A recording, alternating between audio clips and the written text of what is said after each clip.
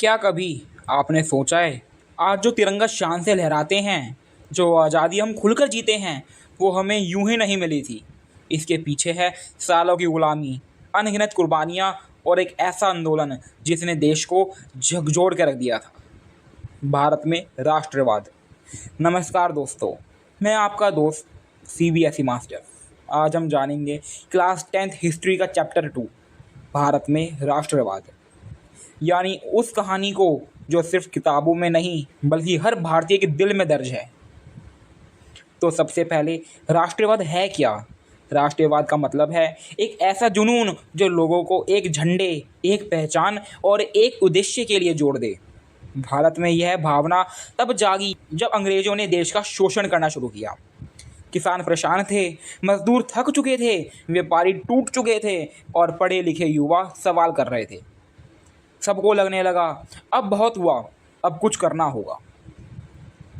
1914 में शुरू हुआ प्रथम विश्व युद्ध। अंग्रेजों ने भारत से पैसे भी मांगा, सैनिक भी और संसाधन भी। बदले में क्या मिला? सिर्फ वादे। युद्ध के बाद महंगाई बढ़ी, टैक्स बढ़े और सैनिकों की जबरन भर्ती होने लगी। इससे पूरे भारत में गुस्सा फैल गया। अब लोग सिर्फ बातों से नहीं बल्कि आंदोलन से जवाब देना चाहते थे। 1915 भारत में लौटते हैं मोहनदास करमचंद गांधी। दक्षिण अफ्रीका में रंग भेद से लड़कर आए थे, अब भारत को आज़ाद करवाने आए थे। गांधी जी गांव गांव घूमे, लोगों से मिले और उनकी तकलीफ़ें समझी। फिर शुरू हुआ उनका पहला हथियार, सत्याग्रह। चंपारण, जहां नील की खेती करने वाले किसान शोषण से परेशान थे। खेड़ा, जहां अकाल के बाद भी टैक्स मांगा जा रहा था। अहमदाबाद, जहां मजदूर अपनी मजदूरी के लिए संघर्ष कर रहे थे। गांधी जी ने बिना हिंसा के अंग्रेजों को झुकने पर मजबूर कर दिया। यहीं से शुरू हुआ भारत की आज़ादी का सबसे शांति प्रिय लेकिन सबसे शक्तिशाली आंदोलन। 1919 अंग्रेजों ने एक नया काला कानून लाया, रॉलेट एक्ट। बिना मुकदमा चलाए किसी को भी गिरफ्तार किया जा सकता था। पूरे देश में इसका विरोध हुआ और फिर आया 13 अप्रैल 1919, अमृतसर का जलियांवाला बाग। हजारों लोग शांतिपूर्ण सभा कर रहे थे, तभी जनरल डायर आया, दरवाजे बंद करवा दिए और गोलियां चलवा दी। सैकड़ों लोग मारे गए। उस दिन पूरे देश ने अंग्रेजी हुकूमत का असली चेहरा देखा। अब गुस्सा और तेज हो चुका था। मुस्लिम समाज भी खफा था क्योंकि तुर्की के खलीफा को हटाया जा रहा था।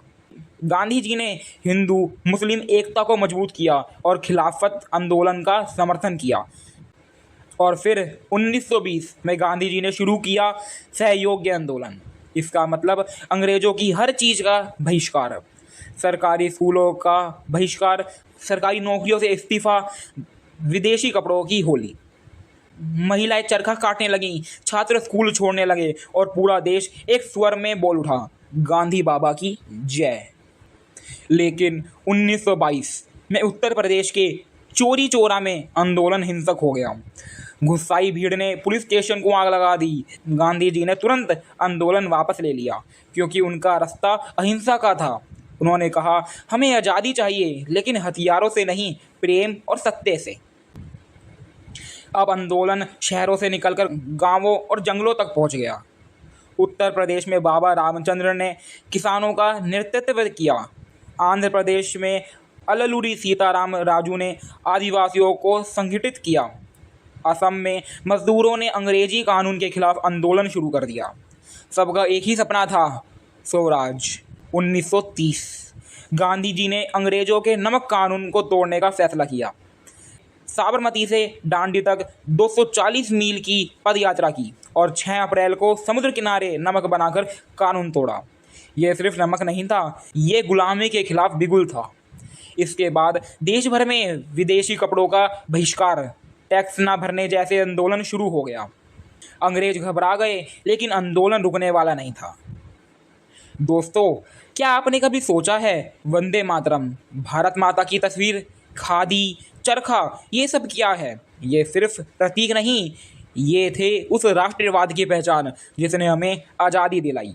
इन्होंने हर भारतीय को जोड़ा, दिल से, सोच से और आत्मा से। तो ये था भारत में राष्ट्रवाद का सफ़र। एकता, संघर्ष और बलिदान की कहानी।